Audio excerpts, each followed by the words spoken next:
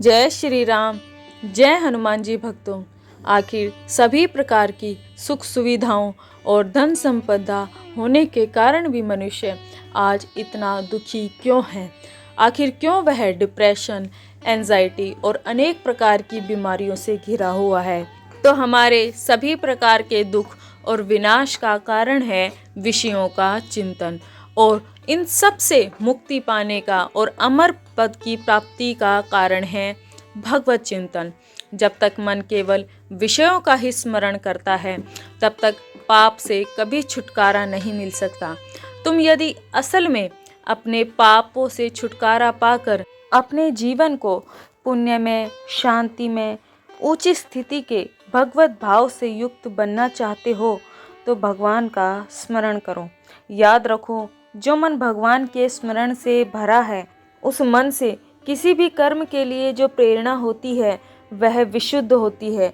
उसके अनुसार होने वाला कर्म चाहे देखने में बहुत ऊंचा भी न मालूम होता हो, तो भी वह परम पवित्र और भगवान की पूजा स्वरूप होती है। फिर युद्ध जैसा कर्म भी भगवत प्राप्ति हेतु होता है, यदि वह भगवान के स्मरण से युक्त हो। इसी से तो भगवान ने अर्जुन से कहा है, तुम सर्वदा मेरा स्मरण करते हुए युद्ध करो। भगवान का स्मरण होते होते जब भगवान में ऐसा आकर्षण हो जाएगा जैसा विषयों में विषयी पुरुष का और कामनियों में कामियों का होता है, तब स्मरण अपने आप ही होगा और तभी उस स्मरण में आनंद का अनुभव होगा। जब तक वैसा नहीं होता, तब तक भगवान के गुण, प्रभाव, लीला, नाम आदि को सुन सुनकर उसमें मन लगाते रहो।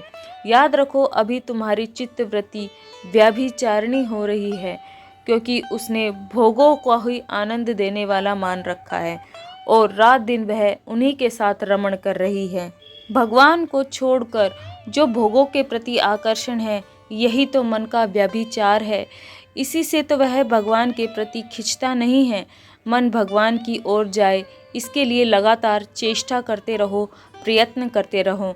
भगवान के गुण सुनो, उनके नामों का कीर्तन करो, सब कामों में भगवान का हाथ देखो, उनकी मंगलमयी मूर्ति का ध्यान करो, उनके भक्तों का संग करो और उनके महात्म्य को प्रकट करने वाले ग्रंथों को बार बार पढ़ो।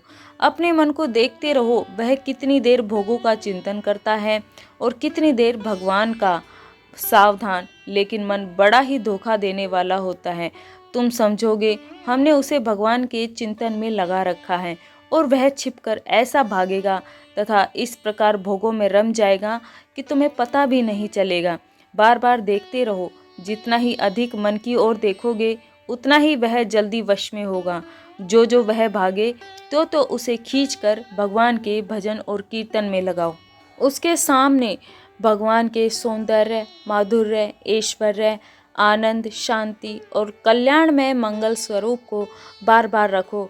बार बार उसे लुभाने की चेष्टा रखो।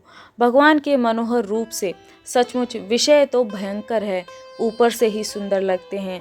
अज्ञान शत्रु ने उनको विष मिले हुए लड्डू की तरह सुंदर और स्वादिष्ट बना रखा है, परंतु भगवान तो नित्य सुंदर और नित्य मधुर है। मन एक बार उनकी झांकी कर लेगा, उनकी सौंदर्य सुधा का स्वाद चख लेगा, तो फिर वह वहाँ से सहज नहीं हटेगा। फिर उस दिन अपने आप सब कुछ ठीक हो जाएगा। चेष्टा करो और भगवान की कृपा पर विश्वास करके अपने को बार बार उनके स्वरूप समुद्र में डुबा देने का प्रयत्न करो। भगवत कृपा से तुम अपने आप सफल हो जाओगे।